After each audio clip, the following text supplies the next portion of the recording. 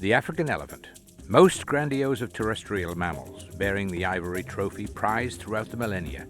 In 35 years of professional hunting in Botswana, Jeff Rann's found no more magnificent pursuit than that of the elephant. I went to Botswana and I've been there since 1983. When elephant opened in 1996, I concentrated primarily on elephant hunting and taken over 200 elephant myself with clients the last 30 years. Of the scores of hunting clients Rann's led to trophy elephants over the decades, none has been more notable than this one, his son, Jared. Even for 23 years old, he has got really keen senses and aware of what's going around him, and as far as hunting and in the world in general. Some are, as they say, to the manner born. And in Jared's case, that manner is life on safari. At 9 months, he was in the bush with Jeff, and since then, he's seldom been out of Africa, often on the hunt with his father. Jared spent 3 of the last 4 summers out here in Botswana with me as an apprentice hunter. During summertime when he wasn't at Texas A&M. He's got great dangerous game experience, even though he wasn't the one pulling the trigger, but he saw different scenarios. He knows what it can happen when it goes right, and he knows what can happen when it goes wrong. I just finished at Texas A&M with a wildlife and fisheries degree. He graduated magna cum laude, and he was given a 470 double, as well as the second part of the present was going to be this elephant hunt. You know, after you graduated, I was going to give you the rest of your present, but you're going to get to shoot the first elephant. Oh, really? With that new double Beretta, we're going to... Wow. Thanks a lot. We're going to start hunting elephant tomorrow. Turns out everyone was kind of conspiring against me. You know, they all knew that I was going to shoot an elephant. I had no idea. So when I found out, it was really just, you know, this amazing kind of surprise. We're going to go down to that new area that's never been hunted before. Oh, really? Yeah. That's really awesome. And you're going to be, you know, by yourself, no backup, and it's going to have to be a frontal brain shot. With handing that rifle, you're handing over control too of the situation, and I've always been in control of the situation in dangerous game hunting for the last 35 years. I'm the guy, I'm the last line of defense, and if something happens, I'm responsible for everybody there. So it was handing that over, handing that responsibility, that control, and that double rifle to Jared, which was an emotional time for me. Father and son are setting off to new elephant territory. The 2 million acre concession lies in the border region between Botswana's Naipan National Park and Zimbabwe's Hwange, and it's a concession unhunted in almost 15 years. The only thing I don't know is how those elephants are going to react down there, because they haven't been hunted, and normally they're fine, but they might be a bit more aggressive. It's hard to say, but we're going to find out. All right. Yeah. All right. Thanks, Dad.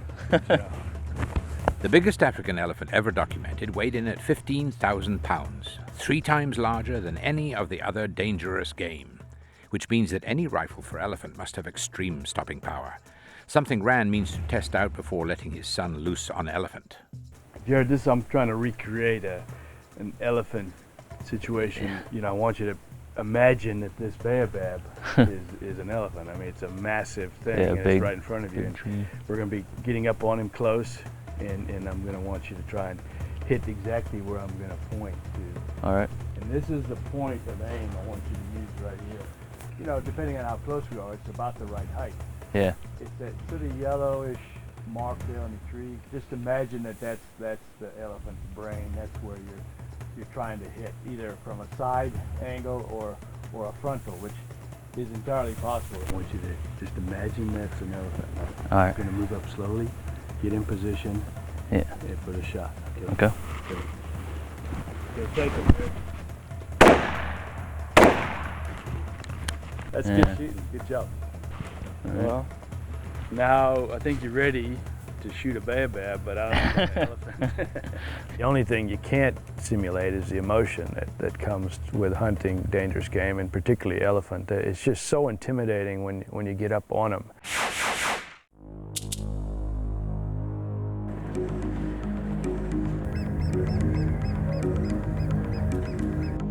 On the first morning, actually within the first half hour, we came up on a group of elephant, and one bull was just big and old. You could tell from his body. We saw he had really heavy ivory, well, really thick ivory, but it was quite short. But he was still probably 60 pounds a side, and that's a good elephant anywhere. But it's the first bull we've really seen in this new area. It's just opened. You're going to be the first hunter in here for elephant. Yeah. He's a big old bull. You can see he's got a lot of age on him. You know, he's lost some body condition. I don't know, what do you think? That's hard, and he's a nice elephant, but we've hardly hunted this area, you know. So I mean, maybe if we pass him up, we might be able to come back if we don't see anything. But it's always a risk, you know. But you know, as long as we don't spook him, I think there's a chance we might be able to come back and find him. But we decided, okay, let's pass him. We don't really know what this area holds, and you know, it was a little tough walking away, but it was the right decision. Left side. Doozy. Kima, Peter. You can see that bull there on the left. Yeah. He's got Big body. big body, he's heavy. He's got good length on that left tusk. Yeah. Let's get up on him and have a look. We were looking at the one bull that we could tell was the biggest. He had just, you know, a foot taller than the other two, old bull. And we got up and we couldn't really see his tusks. There was a lot of brush. He was throwing some dust up, but it was hard to tell. They do that with a tail. You gotta be ready. He smells something. My heart certainly, you know, jumped a few beats. We came around the edge of this Mapani, and we got a look at this tusk, and it was amazing. Just a long, beautiful tusk, and we all kind of gasped, I think, inwardly. He's only got one tusk. He's got a great left tusk, but I can't really see. But he's broken off on the right side. Old elephant. That ivory is almost black.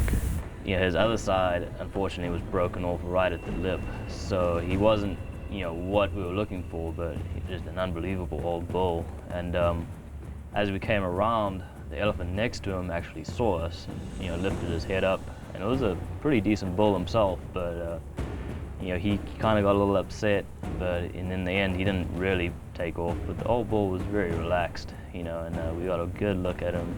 He's just a beautiful old elephant. If he'd had two tusks, we would have definitely shot him. Yeah, he was a big old bull. Yeah, we got in really close, and it was great to see. And we just keep seeing bigger and better and newer bulls, different bulls every day.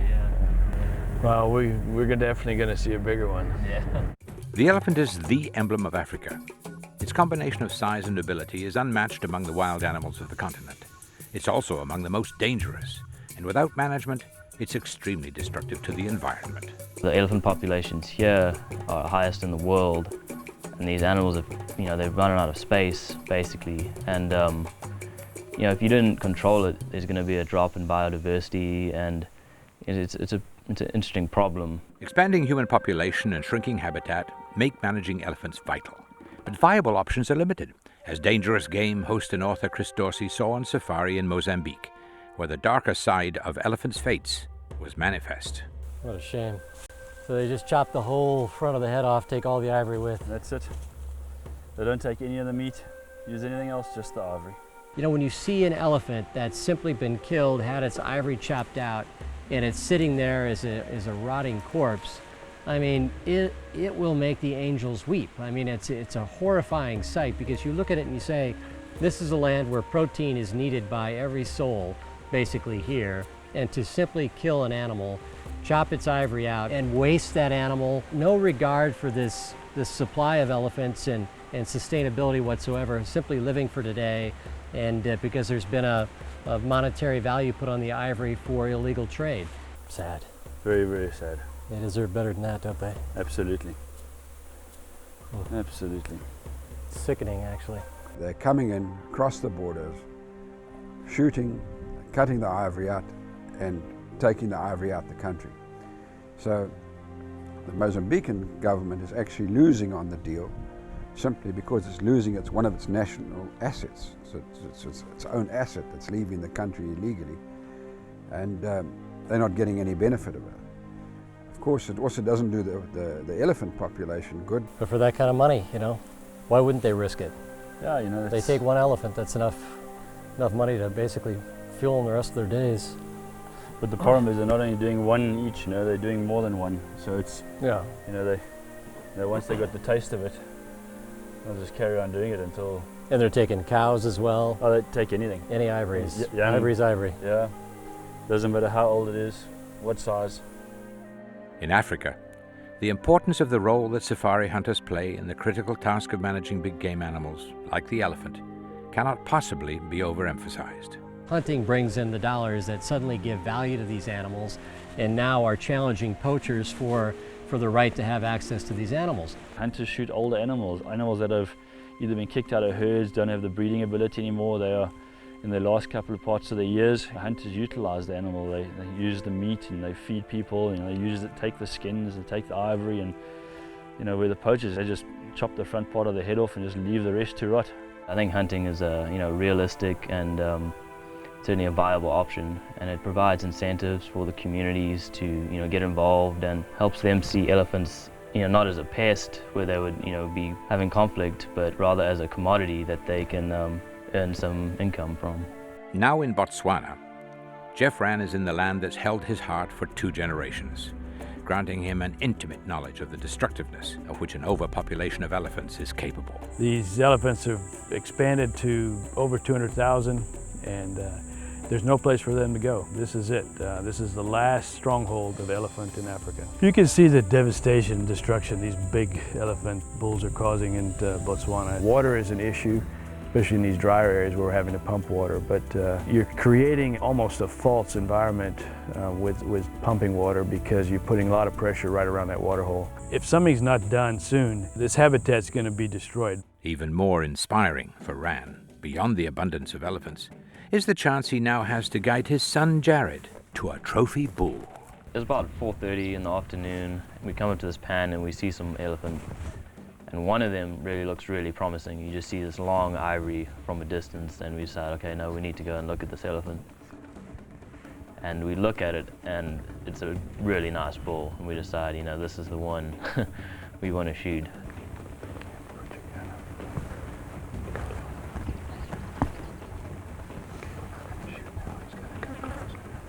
You could tell he was listening. I mean, he was pretty on edge.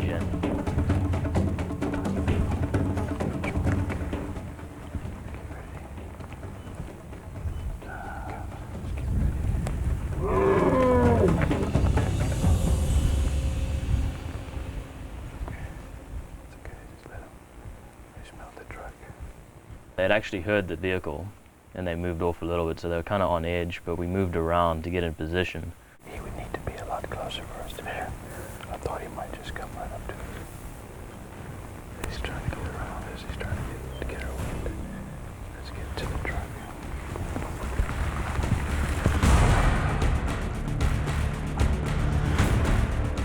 We make our stalk, and your heart starts going because now okay, this is the moment. And we had to get in pretty close, which is something that my dad, he does a lot with his clients, and he tries to get in as close as possible. The nerves were going, your heart starts beating, and every step, you're just getting closer and closer. The elephant can be very intimidating. When you get up 20 yards on him and he senses something and turns and faces you, it's intimidating. Your heart starts pounding. And you can't really compare to when you actually look at that elephant and he turns and he stares at you, and comes in, you have to take action. It's incredible. Equipped with a brand new Beretta 455 double, Jared Rann will be looking for a frontal or side brain shot on the elephant. And to bring down the 6.5-ton animal, Federal premium sledgehammer ammunition will do the trick. You're shooting at something on the skin, but you're trying to shoot something 3 feet inside through skin, bone, and flesh. We started to move up on him. I figured, at least he had his back to us, and he wouldn't pick up any movement. He might hear something at the last minute, either turn and give us a side brain, or if he turned all the way around, we'd end up with a frontal. You know, we get up, set up, and we kind of looking, okay, you know, this, just wait. And then my dad just wants us to move a little closer. Just the kind of excitement grew right there, and, you know, trying to get through, trying to be as quiet as possible. You know, you just heart starts beating harder and harder, and then just, I can't really describe how nerve-wracking it is trying to get around the stones and the twigs and stuff. I mean, it was crazy. Everything's running through your mind. And he started to swing around, and he turned, and that's when I knew, you know, this was the moment. You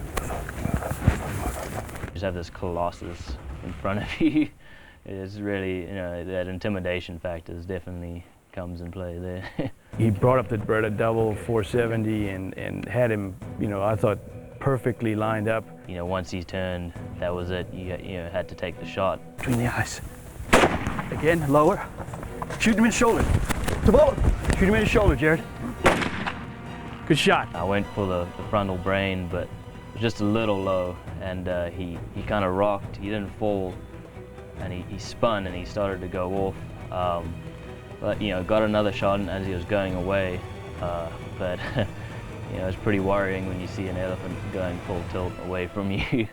All hell broke loose at that point. So we followed the blood trail for probably a couple hundred yards, and we were cautious at that point. Once we had the blood, I knew we were going to find the elephant eventually. Just keep an eye out, look up. I'm watching, I'm looking for blood.